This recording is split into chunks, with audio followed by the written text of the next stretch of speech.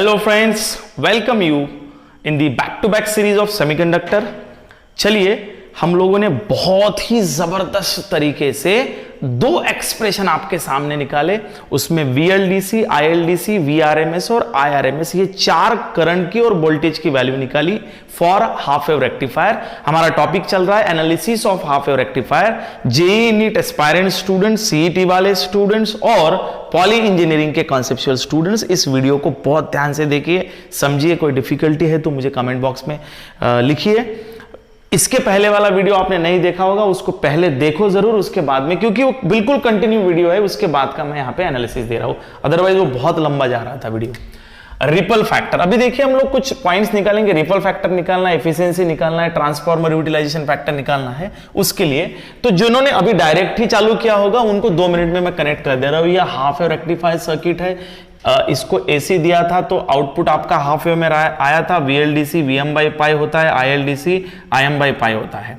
Now VRMS Vm/2 and IRMS Im/2। Friends, यदि कोई polytechnic के बच्चे हैं तो आपने, कंप्यूटर के स्टूडेंट्स है तो आपने यहां से आगे भी एनालिसिस लिखा तो चलेगा। डायरेक्ट आप ये फॉर्मूले यूज कर सकते हो, ये डिराइव करने की जरूरत नहीं है। इंजीनियरिंग के स्टूडेंट्स है तो आपको ये फॉर्मूलेज डिराइव करने पड़ेंगे, जो कि मैंने प्रीवियस लेक्चर में दिया है। और 12th वाले स्टेट बोर्ड वाले स्टूडेंट्स है तो ये एनालिसिस की वैल्यूज आपको सीईटी के लिए ध्यान में रखनी है। 40% होता है हाफ वेव के लिए, 40 point something, full wave 80% efficiency कैसे बढ़ती है इसके लिए। और जो मैंने 2 एक्सप्रेशंस बताए वो आप फंडामेंटल्स नॉलेज के लिए रखिए, क्योंकि जेईई मेंस और एडवांस में इसके भीतर वाले जो मैंने अभी एक्सप्रेशन किए वो वाले क्वेश्चंस आते हैं। तो मैंने तीनों कैटेगरीज बता दी है, अभी मैं आगे चलता हूं। देखो, रिपल फैक्टर क्या होता है फ्रेंड्स, ये AC टू DC है। बेसिकली DC ऐसे होता है, तो ये आप अपने को तो DC मिल ही नहीं रहा, ये तो बिल्कुल AC दिख रहा है, सिर्फ हाफ नहीं है।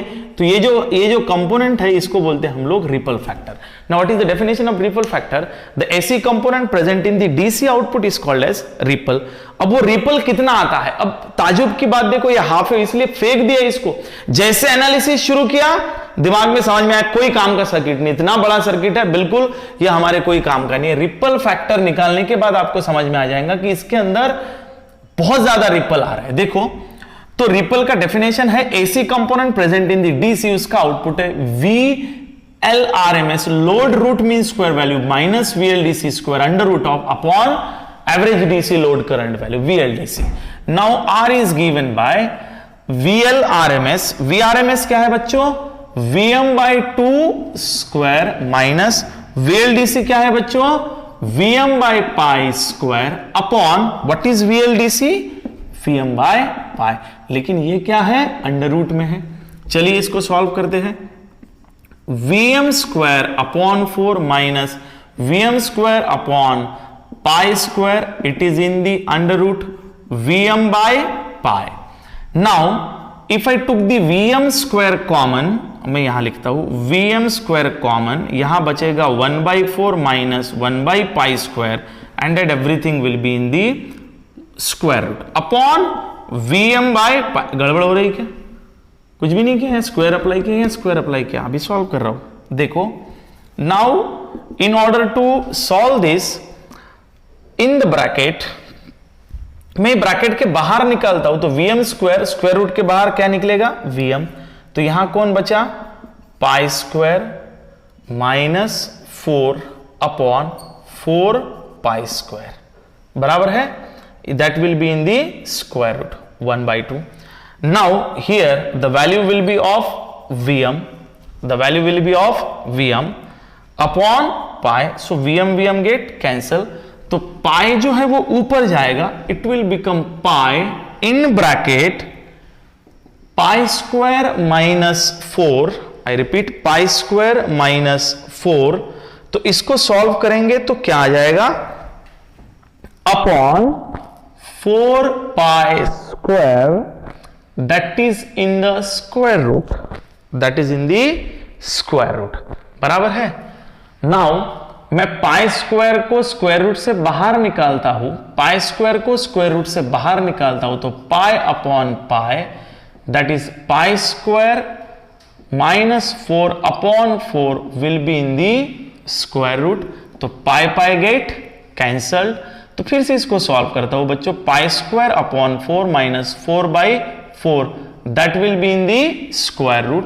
So if I would solve this pi square by 4 minus 1 in the square root, you will get the answer 1 point, because pi का वैल्यू आप डाल सकते हो 3.17 और 22/7, यही वैल्यू डालना है आपको by using calculator और by putting the values.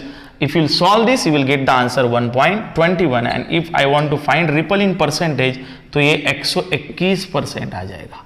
इसका मतलब दोस्तों ये हुआ कि जो हाफ वेव में आपने जो एसी दिया था, उसने उससे भी खराब उसको एसी डीसी तो किया ही नहीं, आधा तो गायब ही कर दिया, एफिशिएंसी में दिखेगा, और उसने डीसी आउटपुट दिया ही नहीं. So this is what the ripple factor. Ripple factor के बाद में हमारा आउटपुट आता है एफिशिएंसी का. क्या आउटपुट आता है बच्चों? एफिशिएंसी ईटा. एफिशिएंसी क्या होता है? Output power to the input power. That is very simple. Output power to the input power. And when we are going to find the value of output power to the input power, तो output में कौन आता है यहाँ पे? DC. और input में कौन रहता है? एसी. बोले तो आरएमएस. सो मैं बोलूंगा VLDC multiplied by ILDC upon VRMS multiplied by RMS, because product of voltage and current will be a power. तो मैंने यहाँ पे ये लिख लिया. VLDC कितना है बच्चों? Vm by pi multiplied by ILDC कितना है? Im by pi. VRMS Vm by 2 into IRMS Im by 2. So Vm Im will get cancel. 1 by pi square upon 1 by 4. So 4 upon pi square. And if I will solve these equations, I'll get something 40. I'll get 40.5% of the efficiency. Oh my God! Big question mark. Oh my God, कितनी efficiency आ गई?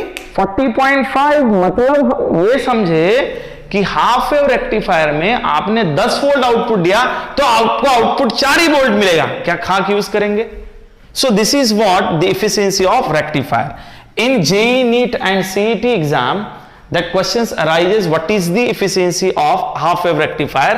So you directly remember this value. What is the ripple factor of half wave rectifier? Remember these value. If you are asking them how it will be, क्योंकि JEE NEET और advance में वो कुछ values भी change कर देंगे, तो आपको एफिशिएंसी निकालते आनी चाहिए. आई होप दैट आपको ये समझ में आया होगा. बराबर है. The third parameter is transformer utilization factor. Transformer utilization factor is defined as how much your transformer is being utilized for the purpose of rectification. ये डेफिनेशन हो गया. नाउ टेक्निकली हम लोग इसको बोलते हैं DC output to the AC output of transformer rating. सिर्फ इसमें पूरे फॉर्मूले सेम रहेंगे, सिर्फ VRMS जो होगा वो होगा Vm/√2. ये direct formula. Now put the values VLDC into ILDC upon VRMS upon IRMS, because DC output है तो वोल्टेज करंट का प्रोडक्ट होगा और यहाँ पे भी वोल्टेज करंट का. तो VLDC क्या होता है? Vm by pi. So I write here Vm by pi multiplied by ILDC कितना है? Im by pi upon VRMS Vm by, सिर्फ यहाँ पे चेंज होगा √2 into Im by 2 as it is. Vm Im get cancel. 1 upon pi square upon 1 upon 2√2. 1 upon 2√2.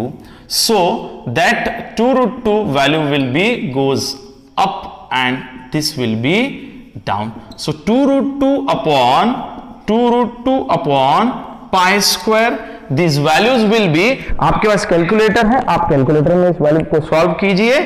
0.287 that will be, and TUF in percentage will be 28.7%.